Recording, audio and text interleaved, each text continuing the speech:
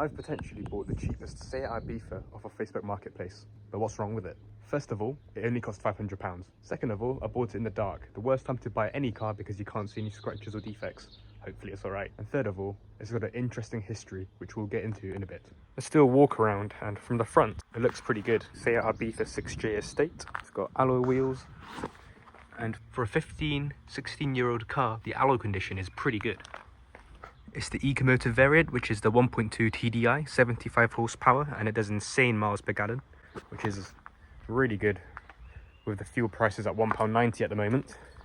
To see what's wrong with the car, I'm going to use OBD11. This is the Gen 1, so I've had this for quite a while, but it still works, but you only need an Android phone as it doesn't work with iOS. So we'll start the car, plug it into the OBD port, which is behind this panel, give it a yoik. There's your OBD2 port. We'll plug in the dongle, start the car, and read for any faults. While the OBD11 is scanning in the background, from the odometer for a 133,000 mile car, it's in really good condition. Look at the seat. There's no tears, only very light sign of wear, but there's no tears. This is because this car has mostly had its life on the motorway. Now that the engine control unit module has loaded, I'm clearing the fault codes related to the glow plug modules. I then turn the car back off and back on and refresh for fault codes. But you can see that they come back, so there is an underlying issue to resolve. So the car is fully scanned now, and there are no major problems. There's two. One says that the glow plug module has some issues. It doesn't specify a glow plug, so what I've gone and done is order a new glow plug module, and we'll replace this first to see if it fixes the issue. That's a new glow plug module. Second of all is the clutch is very worn. So I'll show you this by putting it into first gear. You'll see my foot down there. The clutch is so worn that it pretty much only engages when it hits the top of its trunk. So as a reference, if you watch my foot and then also look at the outside for when the car moves, you'll see that not much happens. You can see I'm doing all this movement and the car's not moving. Here is it starting to engage. And that's almost the very top of the travel. So the clutch is very worn and needs replacing. Let's change that glow plug module first, and then we'll get on to the clutch. Fortunately, the glow plug module is only here, so it's easy to access, but managing to replace it is going to be a different question. I'll get the new one so I can compare how it looks. So here's the new one. Looks like that. I'll get a flathead screwdriver. That's allowed me to unclip it. Don't know if you can see it, but then there's another clip down here. Not budging. There we go. So there is a slight difference between these two glow plug modules in that this is a 1.2 TDI 3-cylinder engine, therefore it says 3-zil. I think that might be German for cylinder, and my replacement one is 4-zil because, well, I couldn't find this exact one available, and from online comparisons I'm really hoping that it will still work. If we look at the pins, the only difference is that there's a 4th pin for the 4th cylinder, and that only has 3. So we'll swap these and see if it still works. So this was the socket that it sits in, and the weather seal has just been slightly dislodged.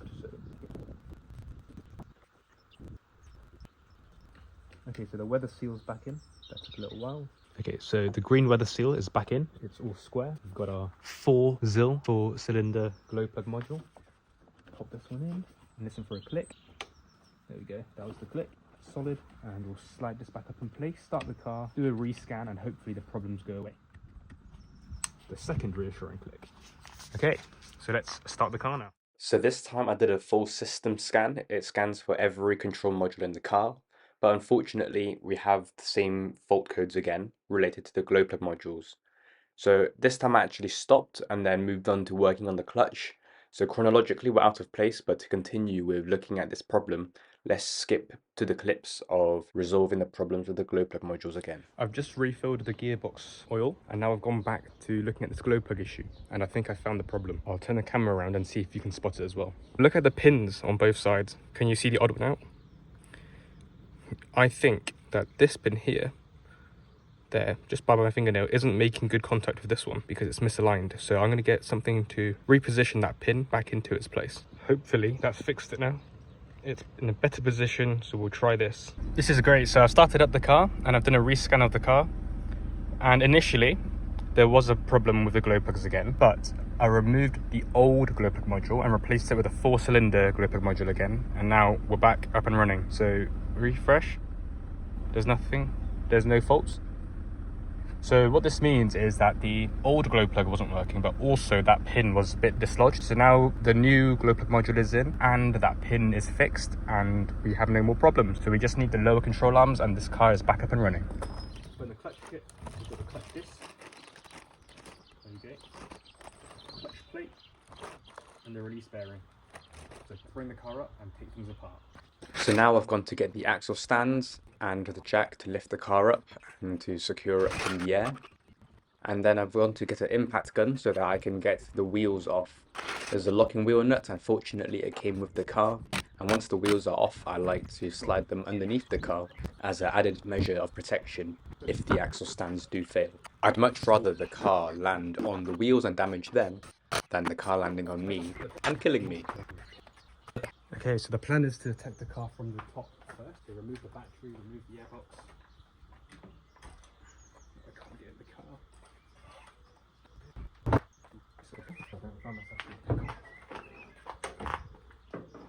Right, so 10 mil for the battery.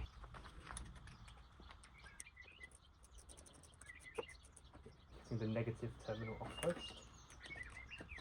And I want to put the battery in trickle charge as we work in the car. Only a little bit of corrosion, which I think was clean up, which is 13 mil, if I remember correctly.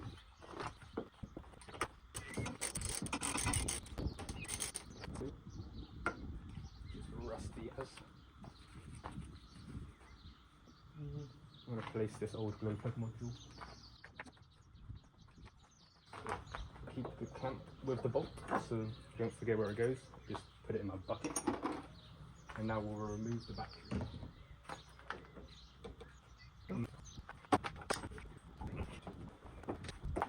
I'll just give the battery terminal a quick brush and then put it on trickle charge. Which is right on brush. And then I'll spray it down with some brake cleaner.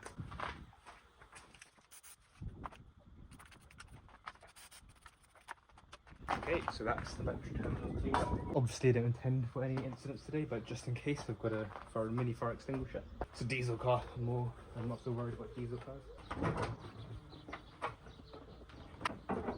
Gearbox. And just want to make sure the grommets are back in their place. Just snap that back in place. There's meant to be one here as well.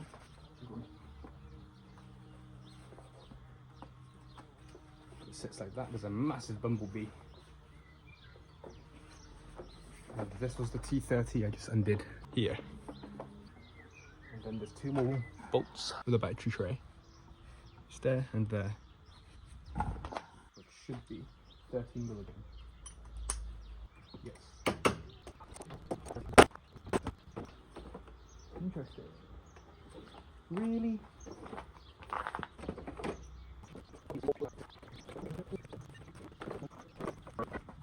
Comes in like that, rotates. Cool. Pain in the ass. Jeez. Turn it upside down. Oh, the bolt fell out. Don't want to lose that. Keep that together like that. I think we're going to need to check some of the wiring and see if that's what's affecting our glow plug modular tool. Okay, essentially we've got access to the gearbox mount. Shift this over here, but we can get started on removing these clips and the gear linkages. Drop that clip. Oh shit, I don't have the magnet.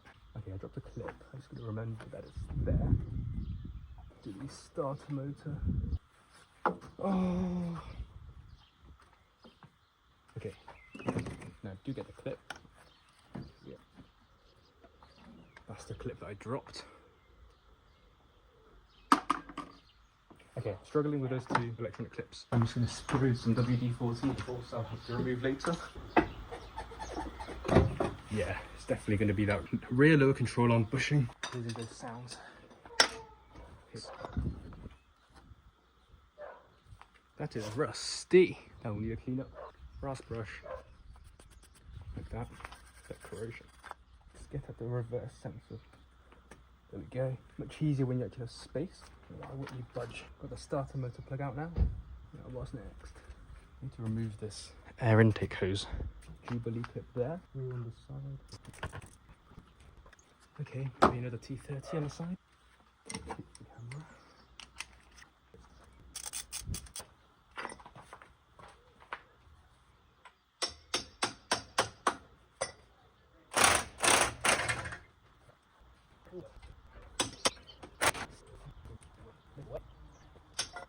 So what I'm doing, multiple extensions, triple square end, getting to the bolt, ensuring it's a good connect, but ensuring that's fully in. Short blips of the impact then.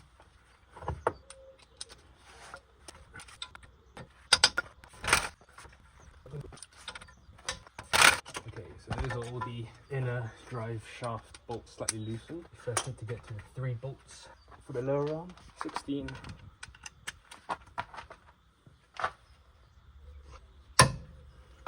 Well, that was a massive pain in the ass. The nuts holding the lower control arm were so rusty and old that on this side we snapped, 2 of them? And on the other side, we snapped 1. You can see 2 studs, 1, 2, and that's the snapped one. So that means we'll have to order up 2 new lower ball joints. So this is a bit of an update for what we've been up to. Had to use the ball buster, lower ball joint buster, to get this out. So it kind of goes on like that, and then you wind this bit in such that the top presses down on this, and then we push it down and out of where it sits, which was in there. What else have we done? We've removed both drive shafts, and from the top we've taken out this, which is for the clutch slave cylinder, and now we're working on removing the starter motor. We've drained the gearbox oil, and I reckon tomorrow we'll be able to pull the gearbox out from the car. We're back and it's the next day, so the first step we're going to try and do is always B again, is remove the starter motor. I don't know if you can hear that bee. It's a bloody wasp. It won't go away. But the first step is to remove that starter motor. The 2 bolts are off, but it's kind of a little bit seized in, I reckon, from corrosion. Okay, so finally got the gearbox out. There's the clutch pressure plate. Here's the gearbox. I didn't manage to get the starter motor out in the end. It's quite seized on. So I sprayed some WD-40 and I'll try and hit it out later. Okay, so I've cleaned up the bell housing. Managed to get the starter motor off. And now we're working on the clutch pressure plate. So I've got a star bit. I've cracked all of these loose, so I'm just winding them out now. There's 1, 2. Over the head arm work is pretty difficult, pretty tiring. Okay, so this should just pull off. And if not, we'll need a screwdriver.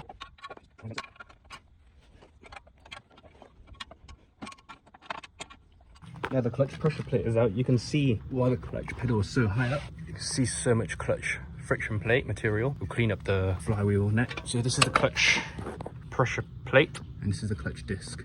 And you can see it's very worn. There are no more grooves left. There's not much material on it left at all. And that's why we bought a new clutch. So now we'll prep the new clutch and clean up that flywheel and then install it. The flywheel's cleaned up now with brake cleaner and with the new disc, the old disc side by side. Hopefully you can see that the new one's a bit thicker than the old one. And we've got all the grooves on the new one. And on the old one, you can't really see the grooves anymore. Okay, so the new pressure plate is in with the clutch disc, which you can see is centered in the middle. And next to go in is the gearbox. Absolutely no joke, but the gearbox is in now. And it took about 2 hours to fit this little bitch back in. Put this in. And everything else to go in now. We are back, and 2 weeks later I have ordered up 2 new lower arms and they come with ball joints. So let's have a look at these and then mount them onto the car. So here are the 2 new lower arms, 1 for each side, and they come with new ball joints here. So that's one side. I believe this is the right side and this will be for the left. So that's the ball joint here. The lower arm mounts through with bolts through these bushings, and this should slip into there. So I'll put you on the tripod and we'll get this installed. So just spraying a bit of WD-40, which helps the lower arms slide in easier. So I found the trick was to slide the rear bush in first and then rotate the front into its position, and then we can thread in the bolt a few turns to hold it in place. And the rear bush needs some alignment, so I used a screwdriver, poked it through the hole, gave it a wiggle, and this allowed the rear bolt to mount into the subframe as well. With the rear lower arm bolt now inserted, everything's just a little bit tight, so to persuade it into its final position, use a rubber mallet and tap it up, and then you can get the nut on top and slowly wind it in by hand, and then use a socket and a spanner. I'm only gently nipping up the front and lower bolts because these should be tightened up to spec, which is 80 Newton meters when the car is loaded. So after the initial little nip up, I'm going to then get a jack and raise the arm a bit so that I can tighten up these bolts in its driving position. Doing it this way prevents premature failure of the bushes as they're not under constant stress, and this extends the lifespan. I also spent a fair amount of time installing the nut that holds onto the lower ball joint, but because the brake disc is in the way, the drive axle is in the way, you can't see any of it, I'm just going to skip past this. The lower arm nuts need to be 80 Newton meters. Here we are.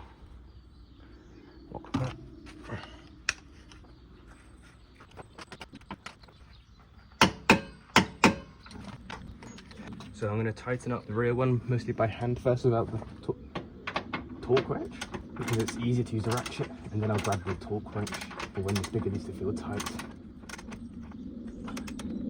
Okay, so it's kind of tight. And now we've got the torque wrench. The spanner's going to hold it from on top. Remove that, because I reckon if I tighten it more, the spanner's going to press against the body of the car, and then I won't be able to remove it afterwards. So let's see if this works. Nope. So the top's spinning round, so I'm going to have to hold it on top.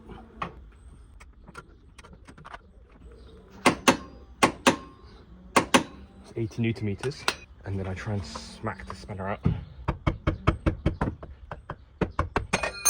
we go. So that's one side complete. And let's get at the other side. And after we've done the other side, we can then put the wheels on. This is the other side.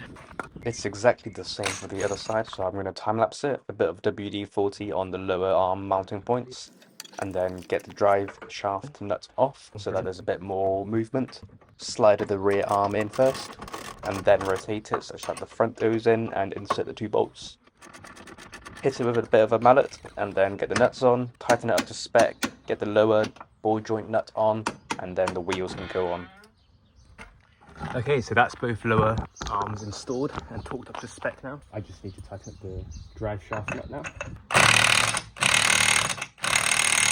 Tidying up the brake disc shield because it's a little bit rusty. I've got myself some black spray paint. I'll cover the disc like that. And this will just make the brake disc shield look quite tidy through the wheel. So something simple like that, and then we'll do the other side as well.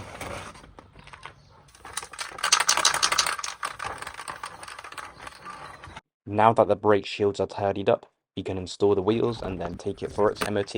Hopefully it's a great success. The car just needs to be lowered back down onto its own 4 feet, the wheels torqued up to spec, and then we can get going.